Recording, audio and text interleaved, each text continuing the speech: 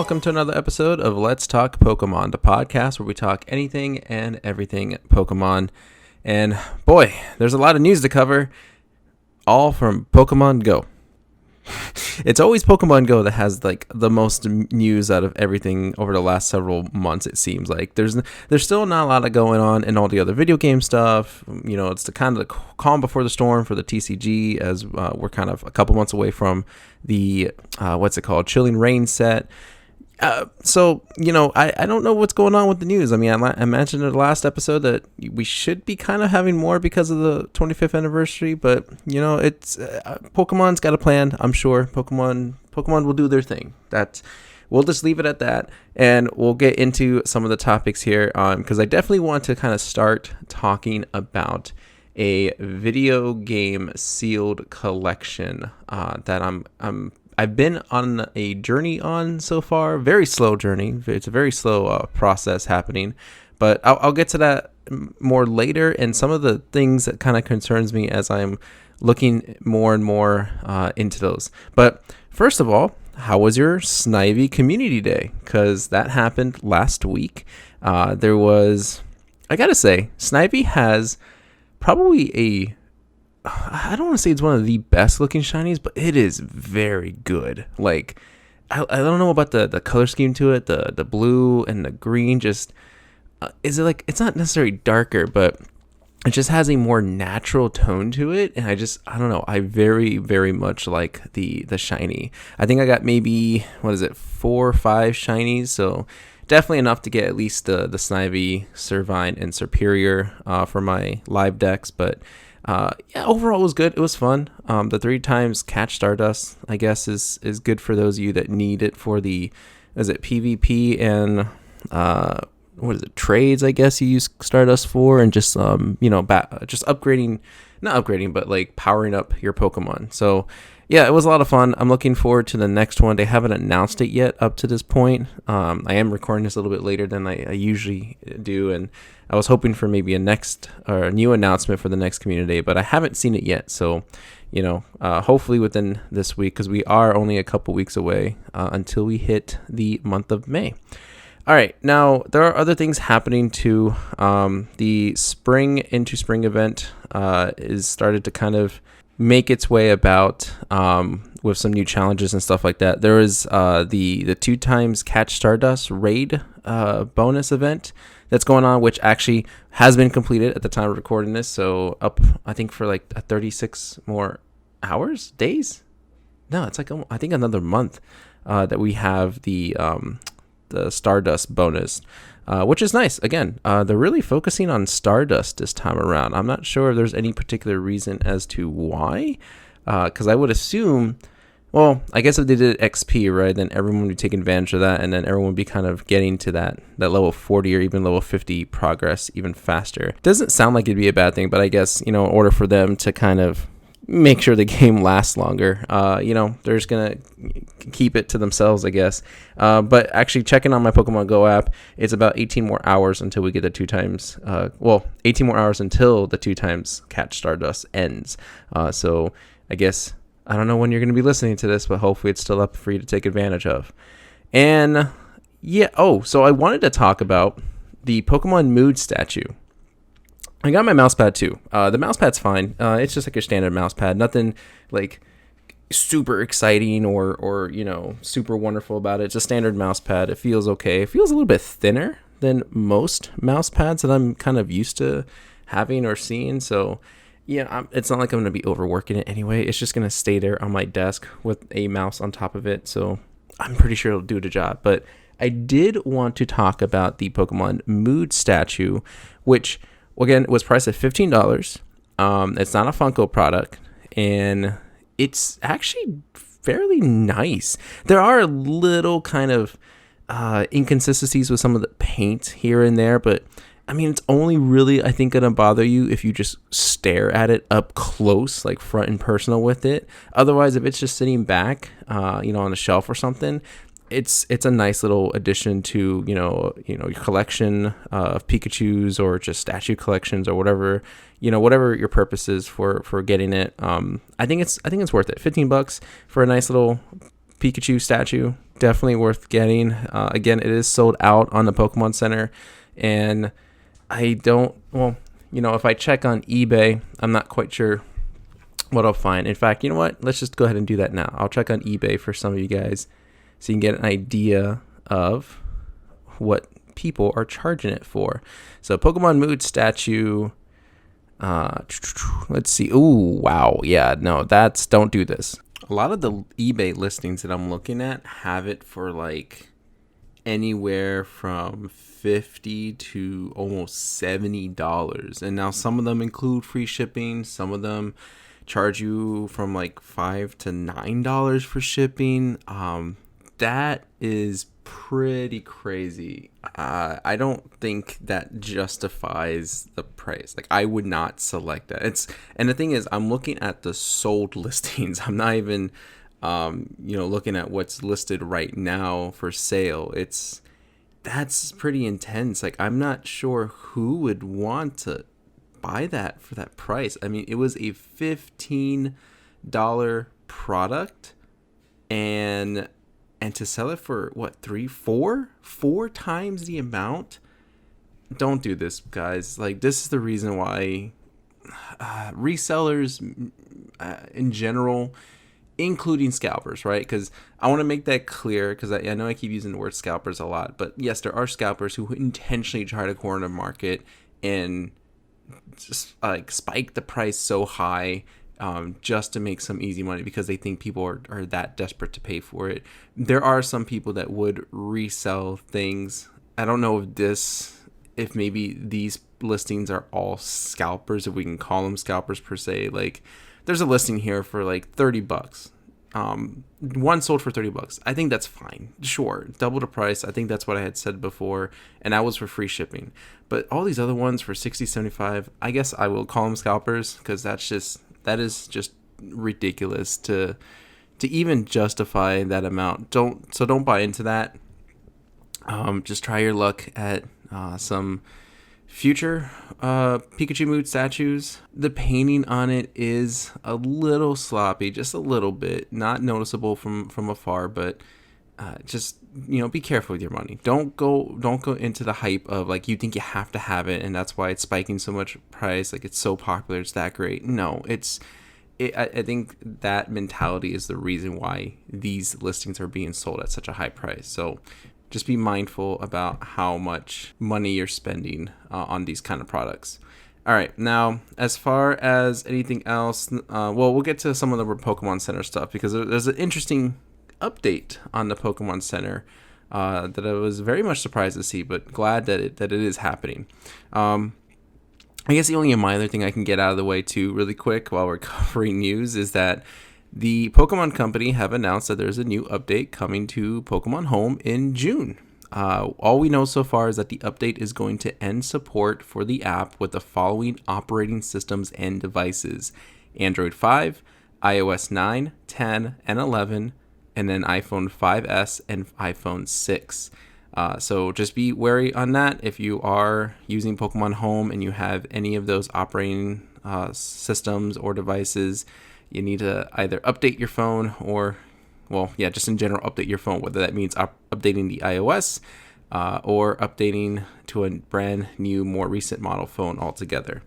There's no word yet. Cerebi hasn't really mentioned if there's going to be anything else in that update. We'll see if anything comes out of it. The last several updates they've kind of given for Pokemon Home have been nice, with some removal of dumb trades happening where people are asking for ridiculous mythical Pokemon that can't be traded somehow. Like, you can't trade certain mythical Pokemon and the level requirements for some of them, because if you're able to trade like a certain level mythical, then it's obviously hacked.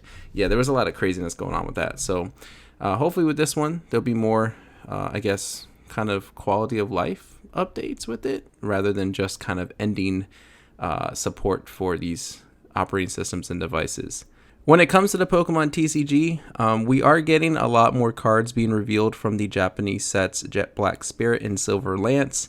Those can all be found on Pokebeach. I'm not really too heavy on the competitive TCG side of things, so that's why I don't really cover the cards in detail unless a particular artwork kind of stands out to me, and that's when I'll kind of give more attention to it. But otherwise, like, I don't have much to say. I mean, maybe eventually at some point when I do get back into competitive TCG, maybe I can start kind of diving into some of the strategies here and there. But yeah, I mean, otherwise some of the cards look cool. I'm just gonna wait for them to reveal the entire thing all at once, so that way I can look at some of the artwork better.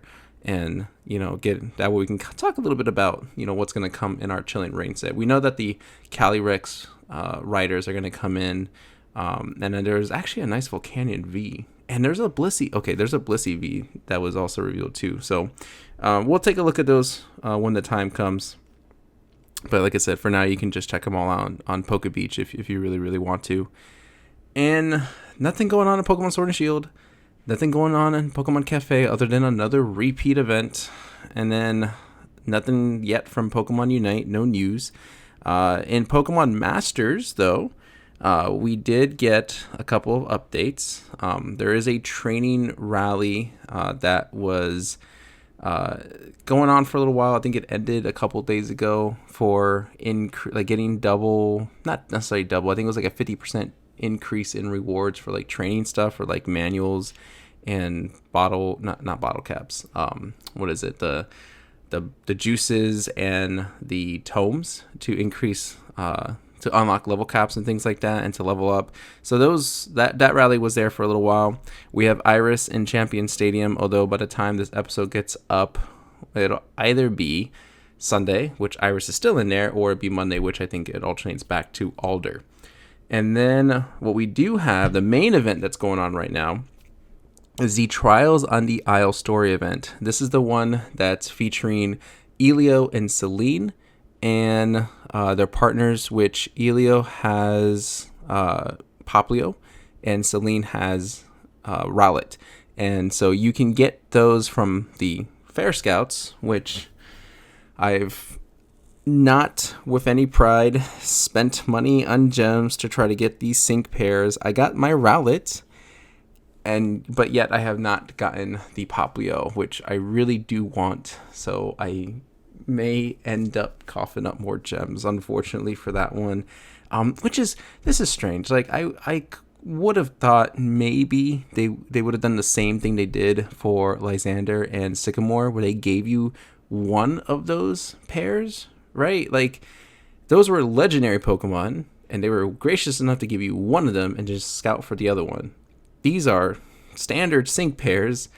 They couldn't just give you one of them so you can scout for the other. Like, that, I don't know. That decision kind of seems weird to me, but it is what it is. It runs until April 29th, and the, the reward event type that it is, it's not the one where you collect a whole bunch of the coins and you just dump them in like on a random pool. It's the grid kind, where you have to like choose your path to the flag to get to the next area.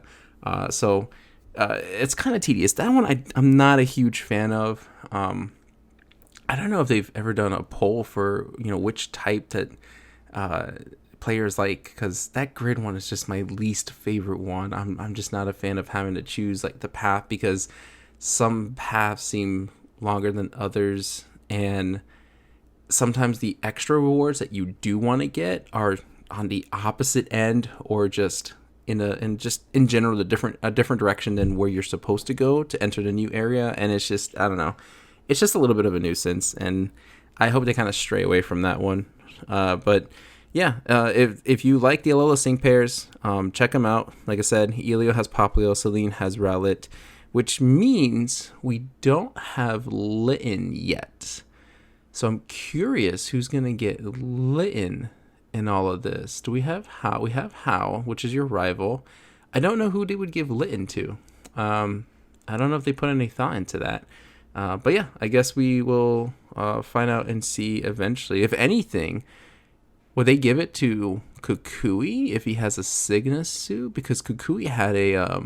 what's it called? A Incineroar. So maybe he could get one. Maybe, we'll see.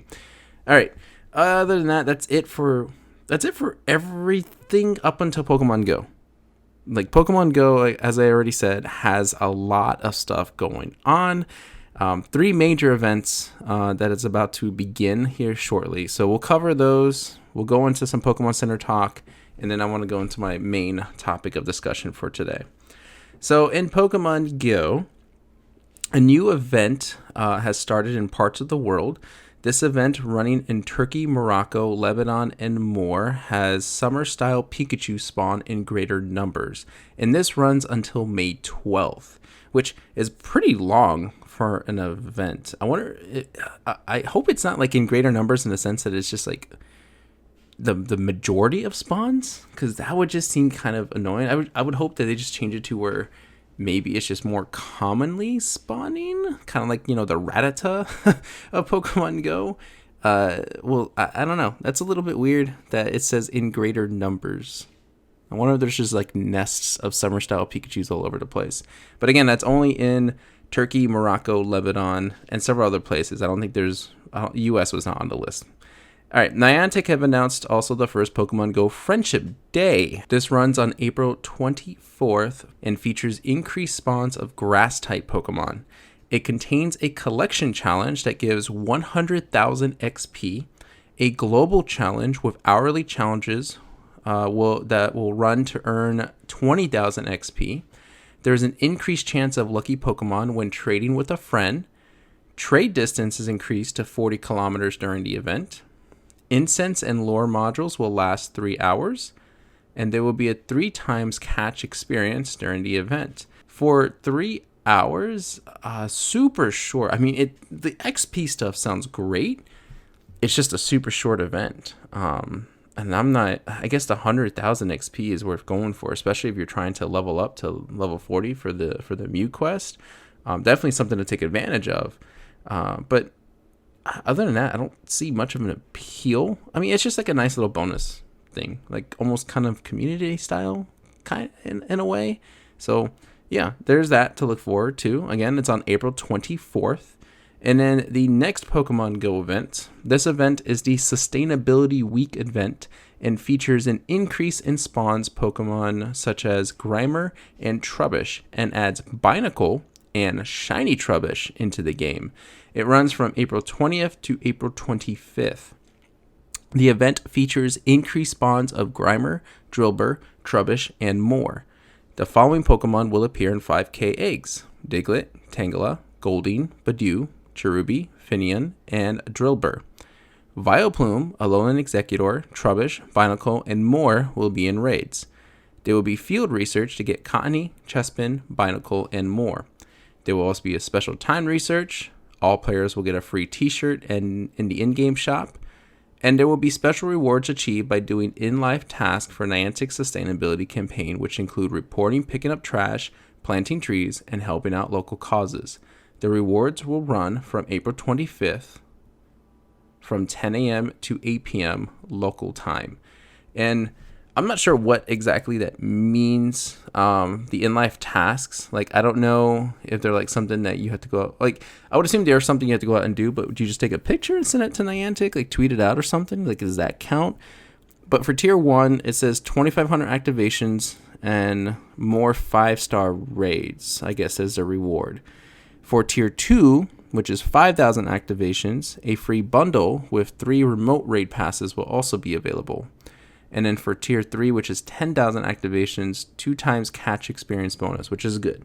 So, yeah, I don't know. I would assume we'll get more details about that as we get closer to the event. But really the big giveaway stuff here is the Shiny Trubbish, which is great. Trubbish, I think, is one of those like meme Pokemon that everyone has grown to love. And then you have the Binacle, which is a new Pokemon. Any new Pokemon that's ever being added is always a good thing. So that's pretty cool. So you can get Binacle, Barbarical? Yeah, I think that's what it is. Barbarical. And Shiny Trubbish, and then Shiny Garbodor, if you have enough. So yeah, that's pretty cool. Again, April 20th through the 25th. And then the next event is the new Pokemon Snap Tie-In Week event. And this features an increase in spawns of Pokemon from the game, and it also includes Shiny Smeargle. It will run on April 29th through May 2nd, And Pokemon inspired by the areas of the Lental region, such as Lotad, Cacnea, and Ducklet, will appear in the wild. Smeargle will be appearing in snapshots more often and can now be shiny. However, it will stop being possibly shiny after the event is concluded, but may appear in future events. Okay, that's very time restricted. Vaporeon, Meganium, and Trapinch will appear in raids. There will be field research and timed research focused around taking snapshots. A camera avatar item and camera gift sticker will be available. It is also confirmed that Venusaur, Dodrio, and Skarmory will be available in research tasks, and Dodrio will be available in the wild. Okay, so the big thing here is obviously the shiny Smeargle, which is pretty cool. I like this event. I like the sound of this event. I think they did this the same thing for, what is it? They did this for Mystery Dungeon, or was it a Kanto event that was similar, where it was just like Pokemon that appeared in just like that game or that area or something like that, and it was nice. I mean, it's only for a few days, right? Yeah, the 29th through May 2nd. Again, though, going back to the shiny Smeargle, I'm curious what the odds are like for that, because Smeargle randomly appears when you're taking snapshot, not every time. So if a shiny is supposed to be at a higher odds, then the chances of getting a shiny Smeargle seem very, very not likely unless you're just like nonstop taking photos and just capturing every Smeargle. Like, I don't know how they adjusted it, if they did at all. They may not have adjusted like shiny odds for the Smeargle, but I guess we'll see when we get there. I think it'll be really cool though. I think this is something that people are going to try to hunt for no matter what. Plus, I think it does give, I guess, people something if they're streaming Pokemon Snap, something to do at the desk if they have like wait times or something. Like, let's take a few snapshots and see what we get. That's pretty cool, though. Like I said, Pokemon Go is still kicking out of the park with events one after another. The Friendship Day, the Sustainability Week, the Pokemon Snap tie-in week. Lots of stuff going on. Lots of new Pokemon to catch and new possibilities of Pokemon. The Trubbish and the Smeargle. Good. Like, this is good. Pokemon Go has consistently been doing well with events in general. It's just a matter of how fast they're pushing out these events. Again, at some point, we're going to have to get a breather, because I don't know if we actually kind of ever had a breather in Pokemon Go for this year, but yeah. All right, so those are things to look forward to. Let's talk about Pokemon Center a little bit. Pokemon Center has got a couple of new additions since we last talked. I believe the last thing I mentioned was the Pikachu Moods, which had sold out, and so if I go check out new releases, ever since then, they've released, this is a weird one, Sitting Cutie Paris, which was Paris never released? Like, I don't understand why, if this wasn't a new item particular, it was just a restock. It's not like all the other Sitting Cuties got pushed up to the front page of new releases, right? Like, I don't understand like this one in particular, unless of course it was it was just not released and they just did not realize this. This reminded me of like that time, I guess it was an incident in Pokemon Go where Paris was not released at all in the game, or just was taken away. Like, I don't know how that works out, but still, like, this almost seems like the same thing. Like, was Paris never released this whole time as a Sitting Cutie and no one ever mentioned it? So bizarre to think. Unless they're trying something new with the restock, right? If they restock a Sitting Cutie, they'll push it to the front so that way people know it, and then, people can buy it. Sure. I mean, Paris is one of your favorite Pokemon. The Sitting Cutie line in general is just awesome to collect. So I would definitely recommend picking up at least your favorite Pokemon from the Sitting Cutie line of plushes. After that, though, they did release graduation figures, Pikachu graduation figures. Now, there's two of them. There's a male Pikachu and a female Pikachu. The male Pikachu has like a black hat and robe with a gold... what's it called? The gold scarf thing. I know it's not called a scarf, but whatever the case is, it's also doing like a little like hooray, lifting up the arm, kind of saying something like I said, hooray, kind of, I guess, holding a degree in one hand and has like the little Ultra Ball tassel, which is pretty nice, and has the year 2021 on the base.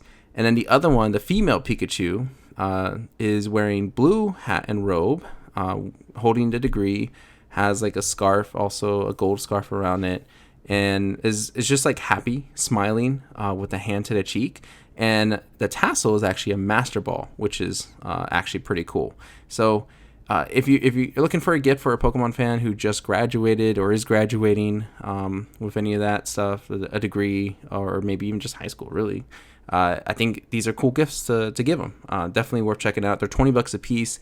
I believe they are the same resin type, if I'm not mistaken. Yeah, it's a resin statue, so similar to the Pikachu Moods one. And I'm sure it's just $5 more just because of maybe some added extra detail in the robe and the rolled up degree that he's holding. So yeah, definitely worth getting for sure, I think, if you are giving this as a gift to somebody. Then after that, they released 3 new plushes. Now these are your standard plushes from the Galar region. These have not been released yet, but it's the Hatterene, the Indeedee, both male and female. And at this point, they are also all sold out. I think the Indeedee was the Hatterene was definitely the first one to go. That one sold out, I think, the day it was released, which was, I want to say it was a Wednesday or Thursday.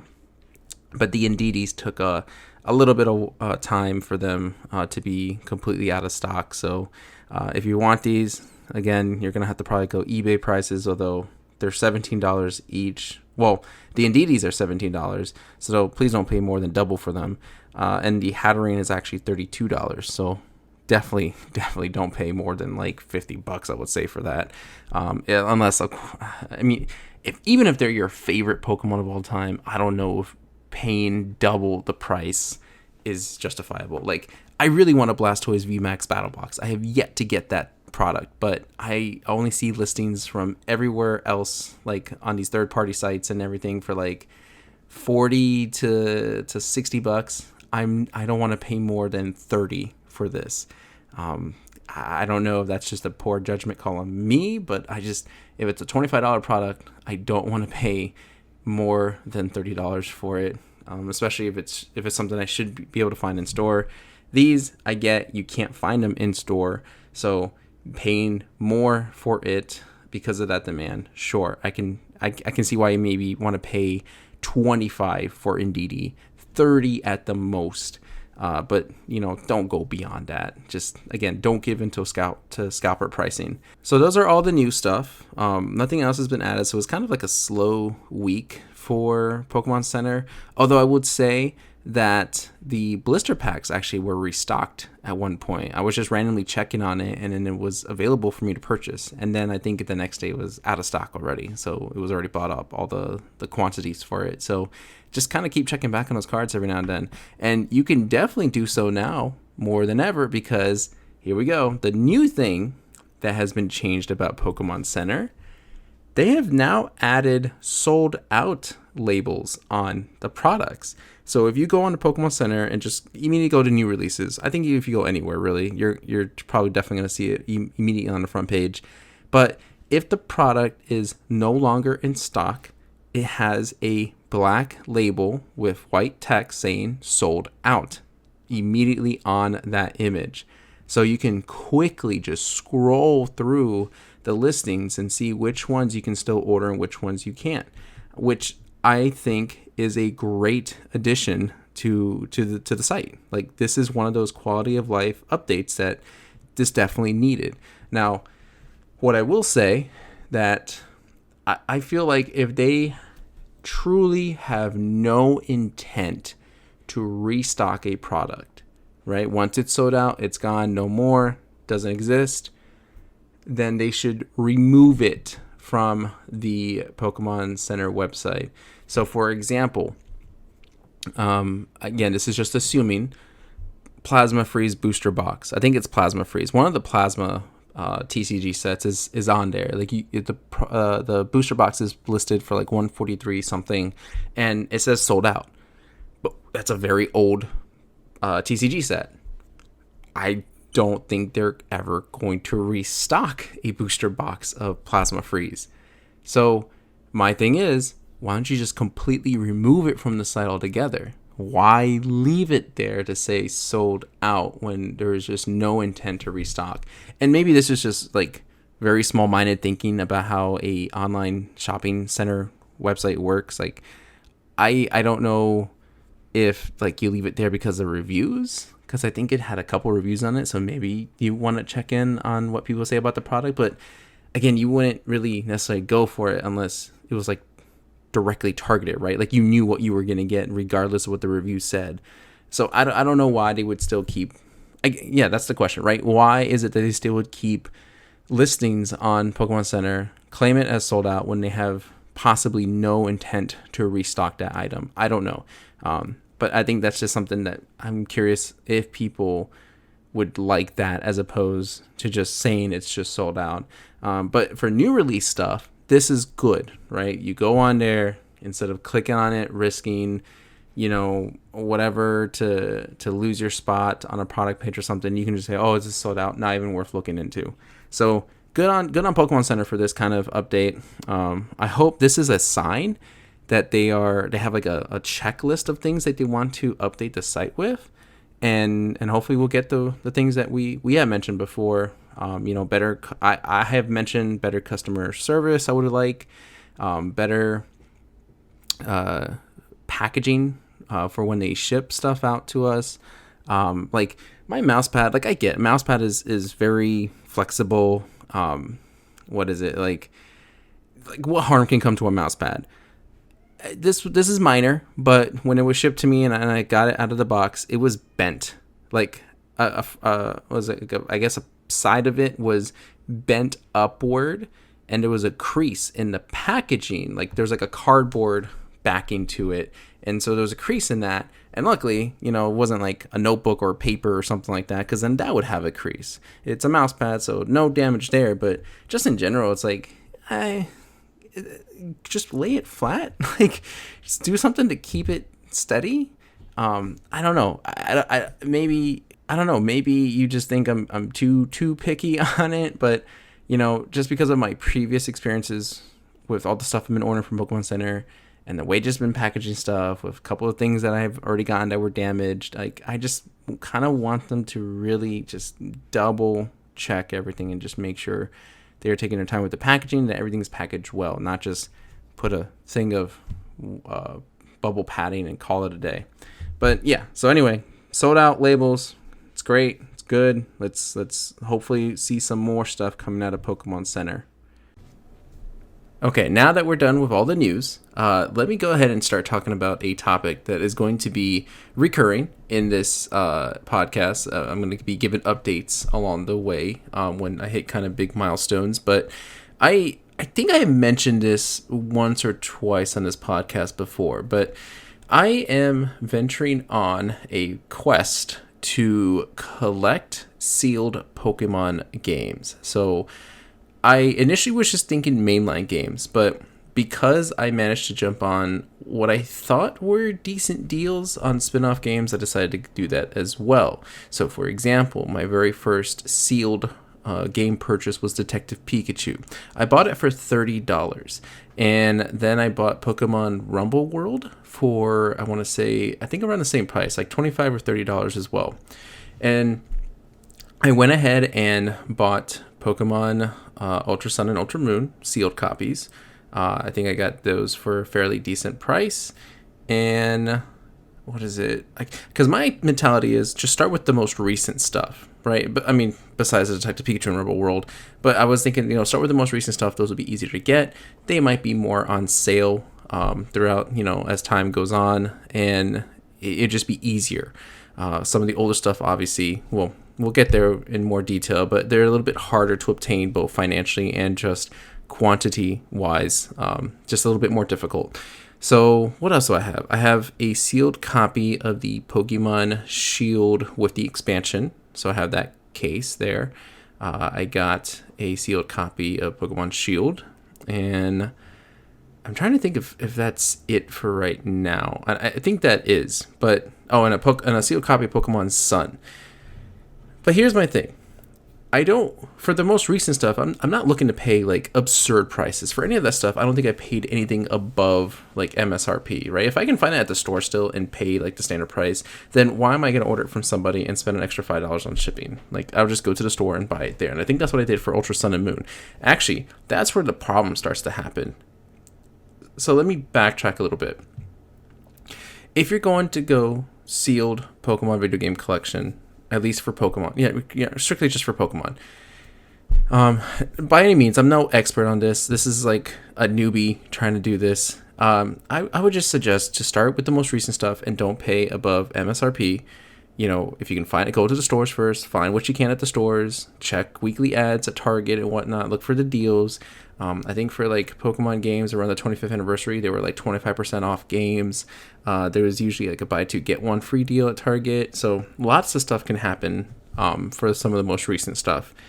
But what I will warn you is if you go back to older games, be very careful with what's called reproduction games and for scalper pricing, or at least what I'm going to call it, scalper pricing. So let me give you an example here. This is actually something that made me pull the trigger on getting it at Walmart. So Pokemon Ultra Sun and Ultra Moon. I mean, I already have copies of Ultra Sun and Ultra Moon. They were open though. I played them both. Realized though that I never finished them, but I did play them. But I wanted sealed copies, of course. And so when I started looking on apps like OfferUp, Mercury, even eBay, people were pricing these games at around $45 to $50 each. Now, I think a standard DS game is 40, maybe 35. I can't honestly remember. But what shocked me about seeing that $45 to $50 price tag on some of these online listings is that you can go to Walmart and get them for $33 each. Literally, it's like $32.84. And I kept thinking, like, why? Why are these prices going up? In fact, it was so many listings that kept going higher and higher. I think the most expensive one I saw was a Ultra Moon copy for, I want to say it was around $70. That just triggered me to go, okay, I'm just going to go Walmart right now. I'm going to buy these games and just be grateful that I did. Otherwise, I might get stuck on something. My initial thinking was, okay, this kind of makes sense because, they're no longer producing 3DSs. Walmart is the only store around that I know still selling 3DS games on the shelves, in the cases. Target, I don't know if you realize this, Target does not have any 3DS games at all. And if they are, it's probably like in the $20 bin, like the end cap aisle. But I mean, whatever's there is whatever's left, right? So it's obvious that, these DS games are no longer going to be available. So that's why I grabbed these two copies. I was like, okay, this makes sense. Let me just grab them now. That way I don't have to pay these, $60, $70 price tags. But Walmart is still stocking them. Like, there were some times where I saw Walmart didn't have them in stock, and then like the next day they'll have like 5 of each in stock. And I was like, okay, this is weird. They're still ordering them. They're still getting them on hand. Why are people pricing these games so high? And then I saw Pokemon Sword and Shield copies going for almost $90. Not the ones with the expansion. Legitimately $90, just a standalone base copy of Sword, base copy of Shield. And I just thought this was absurd. And so now that I'm paying more attention to these listings, I'm going to see, I'm going to pull up some listings here while I talk this one out. But I am looking right now at a Pokemon Ultra Sun copy, $85. Told you, it's getting pretty high. You can go to Walmart, forget it, and get it for $33. Less than half that price right there. I am looking at now a copy of Pokemon White version 2. $550. So I've started to realize that there's a lot more games now that are being gouged. I think because of the demand, the popularity, and this false pretense that there is a big market for these things. Because, okay, so let me go to Pokemon Pearl. I'm looking at a Pokemon Pearl version game, sealed copy. It's got like a Kmart sticker on there. $29.99. It actually has the original price to it. Someone is trying to sell this for $2,000. Now, I will tell you, before the Shiny Diamond Brilliant Pearl trailer, I think I saw these going for around $300, $400 sealed copies. So they were increased significantly because of the remakes coming out. Okay, now this is Mercury though, right? So let's just go to eBay. eBay is kind of like the generic, everyone can buy things off of eBay, so let's just trust that site. If I type in Pokemon sealed game Pearl, the listings that come up, I'm going to check on sold items. There is one listed for $30. Okay, that's fair. There's actually a couple more that it's listed around $30. I'm going to tell you why in a second, though. Here's one, 2007 official Nintendo sealed, $200, or best offer. Here is a graded 95 mint, $3,350. There is a sealed copy here that's sold for $1,500. That's not graded. So prices are going crazy here on eBay. Although I might take my chances on the $130 ones, considering that's probably the best one I'm going to be able to get. However, it depends on how picky you are. This one that sold for $130 is a copy from Saudi Arabia. And so I have been seeing that, that some of these copies have that sticker. I don't know if it's so much of a sticker, but part on the box that tells them like what region that they're from. But going back to the $30 one, it's like, well, you just mentioned this one for $30. Why don't you just get that one? It just makes sense to get this one. Let me look at the description, because it does say, please read the description. And so let me read to you what it says here. Pokemon Pearl version, Nintendo DS 2007, sealed new, read description, condition is reproduction, brand new, shipped with USPS first class. So this is something new to me, because I didn't understand what that had meant for a while. I kind of just like brushed it off and was like, well, if it's a reproduction, then it's not the original thing. Well, I guess reproduction games are made up of like salvaged parts, which I don't know how that makes sense. I guess they're initially just creating a DS cartridge with the game on there, downloading the game on there. But yeah, they were made from used parts, and a lot of people are saying like reproduction games are not all that reliable. Sometimes they have fail saves, sometimes they crash on you, sometimes they don't last as long as they should. So there's a lot of cons to there, but I guess if you're not caring about the authenticity behind it, you just want it just to say that you have it and that you have like the cover for it and everything, yeah, the $30 sounds great. Just go for the $30.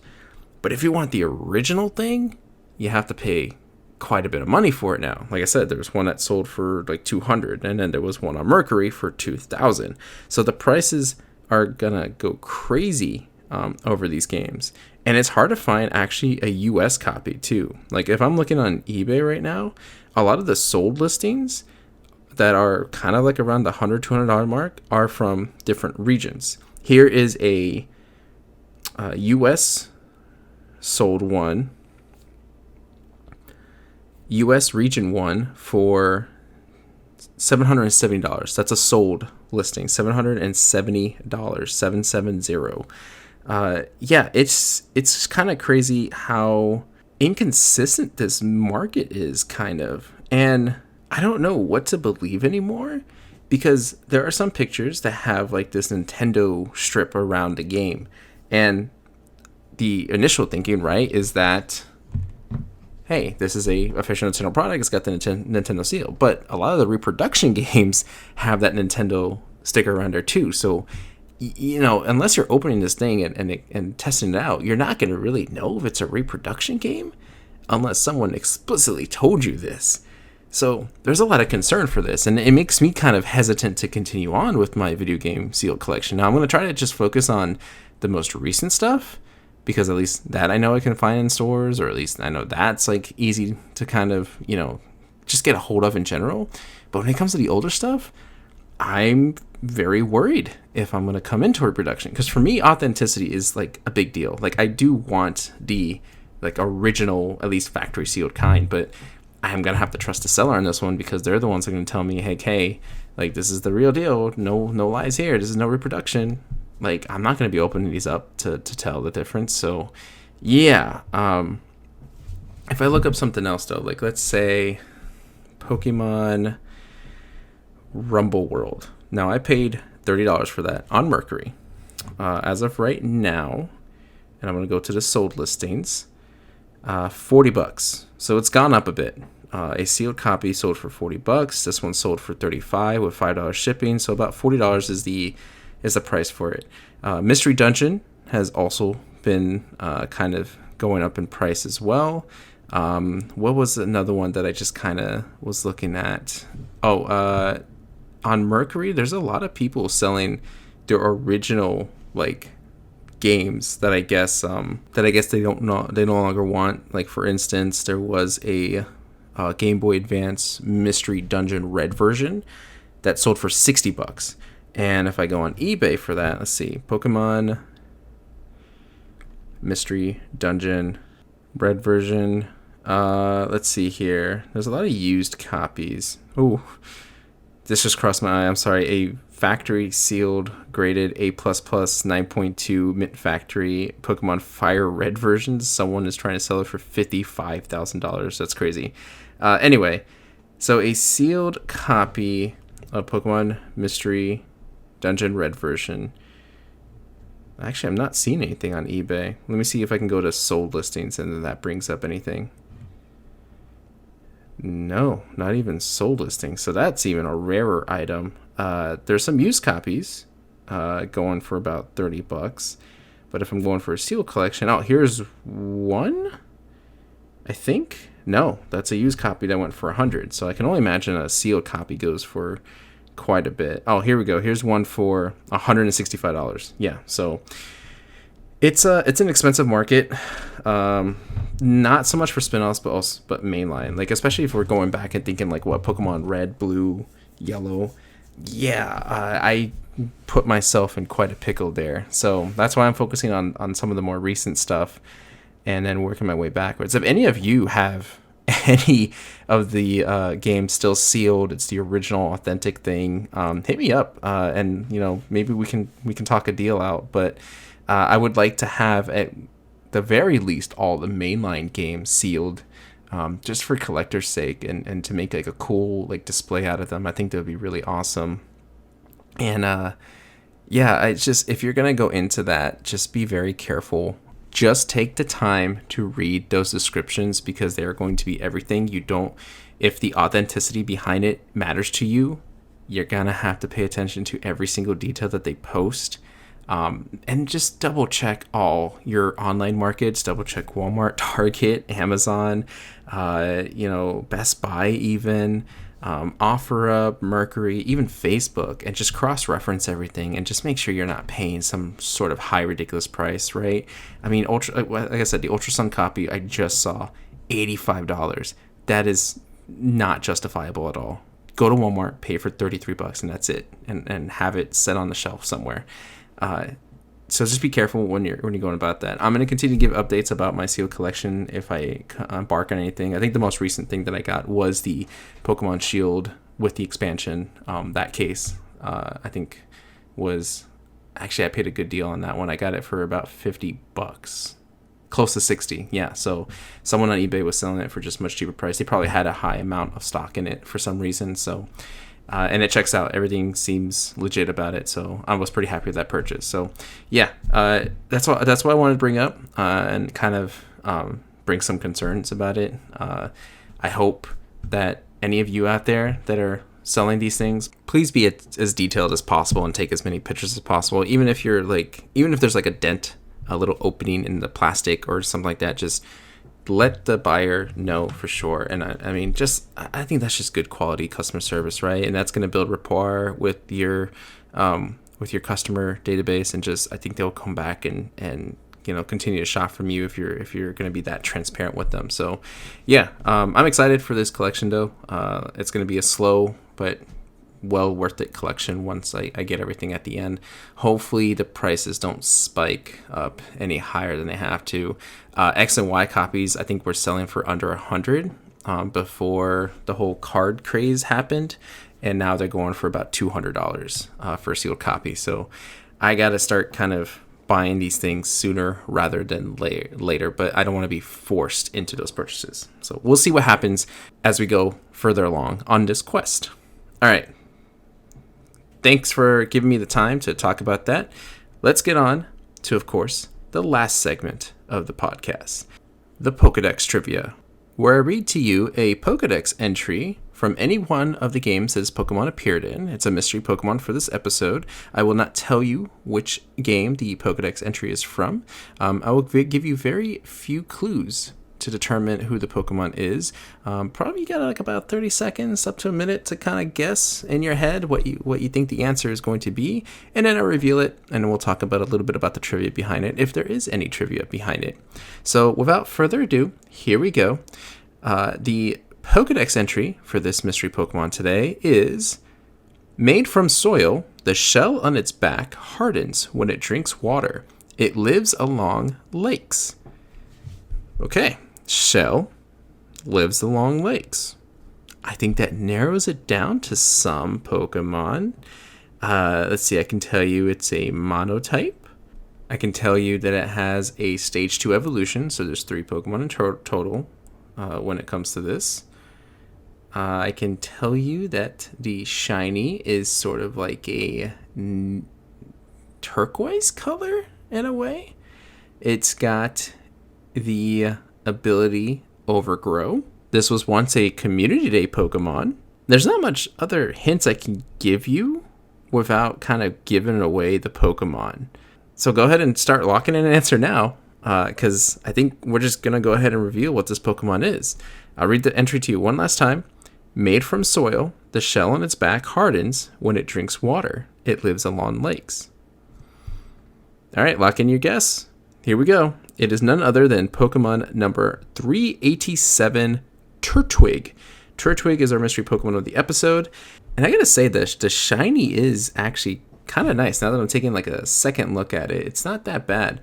The Grotle and the Torterra shiny, not so much. But Turtwig, it's an okay grass starter. I don't have any like big problems or like major beefs with it. It's fine. It's not one of my favorites though. To some of the trivia though, there's only like 2 things of trivia. And again, this is from Bulbapedia. The first one says, Turtwig is the heaviest of the basic forms of all the starter Pokemon. It also has the lowest base speed stat out of all the starter Pokemon. Although I will say, as a sync pair, when you get Torterra, it's a very good defensive sync pair. So definitely worth having it on your team. But yeah, lowest speed stat, I can see that. Yeah. And then the second trivia is Turtwig is the only starter Pokemon to know a stat raising move when initially received as a player's first Pokemon. That being Withdraw, which I didn't know that was kind of like a big deal, right? Because I remember there's Growl, there's Tail Whip, but I didn't think that Withdraw, like that would be the Pokemon that has like something opposite of every starter Pokemon that's been out there so far, which is kind of strange. I mean, it's a neat little piece of trivia. Not that significant, but it's just kind of one of those, like you take a second and go, interesting. And that's pretty much it. But there you go. Turtwig. I'm a fan of Turtwig. Like I said, it's fine. It's okay. If I had to pick like a favorite grass starter, probably Trico. Trico would probably be my favorite grass starter, but you know, Turtwig's okay. I do like Torterra. I'm not a fan of Grotle, but we'll talk about them when they get their turn at the Pokedex Trivia. All right, and that's pretty much it for this episode. First of all, sorry for the audio inconsistency. Again, I was kind of testing out a new mic and a new setting, and I don't know if it works out. The audio might be a lot lower in some parts than kind of expected. So, you know, I'm continuing to fine tune some things with this podcast as I work my way through all these episodes. So just thank you for your patience and everything. I really do truly appreciate it. And second, thank you guys for listening and giving me the support and the fact that you're just listening to my episodes. I know numbers mean things to different people, like whether they're streaming, podcasters, YouTubers. Like, I get they're a big deal, and I do understand why. I'm not usually a numbers person, to be honest with you. You know, if when I was looking at initial stats for this, or thinking ahead of like what kind of listens I'm going to get, I was thinking maybe like 5-10 people. looking at the numbers, I far exceeded that, not by like in hundreds or anything like that, but just it exceeded more than what I had imagined. And so I just appreciate any and everybody that takes a moment to listen to my episode, especially all the way to the end. If that's the case, like that's a huge big deal to me, and that kind of keeps me going to kind of just to continue to do these episodes. I'm just not as consistent as I would like to be. This episode's come out on Friday, but I ended up recording a little bit too late and just didn't get around to it. But hopefully I can kind of start planning for more consistent episodes being published and finding better ways of recording the content and how I go about structuring my content as well. Because, there are times where I feel like, I don't want to talk about Pokemon Go or Pokemon Masters.